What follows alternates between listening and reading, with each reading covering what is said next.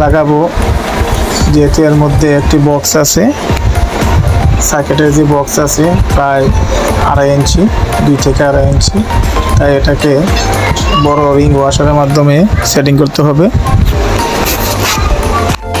এখন আমরা জানবো ইনভার্টার সার্কিটটির কাজ সম্পর্কে। পাওয়ার এটি হচ্ছে ক্যাপাসিটর, এই সবগুলো ক্যাপাসিটর, এগুলো হচ্ছে আইসি, এটা হচ্ছে ডায়ার, এটাও একটা ডায়ার। এই থেকে ডিসেবল করার জন্য দেরি করে যে এগুলো হচ্ছে প্রাইভেট, ভোল্টেজ কন্ট্রোল করার জন্য প্রাইভেট। এটা হচ্ছে রিলে, অটো কন্ট্যাক্ট রিলে। এই যে এখানে একটা রিলে আছে, এখানে একটা রিলে আছে, এই যে একটা রিলে, এই একটা আকাশি কালার রিলে, এটাও রিলে, তো এটা রিলে না। আমরা চেম্বারটিকে ওয়াশ করার জন্য জ্বালাই করে নিলাম পাইংনার থেকে।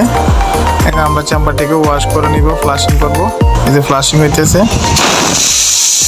কিভাবে ফ্লাশিং করে দেখুন। কারণ চেম্বারের মধ্যে যদি ময়লা থাকে, যেটা ইভাপোরেটর আমরা বলি, ময়লা থাকলে ঠিকভাবে সঠিকভাবে লিক টেস্ট করা যায় না, লিকটাকে পরিমাপ করা যায় না। কারণ ওয়াশ করার পরে তখন সঠিকভাবে প্রেসার দিলে তখন সূক্ষ্ম লিক থাকলেও লিকটা খুব তাড়াতাড়ি ধরা পড়ে।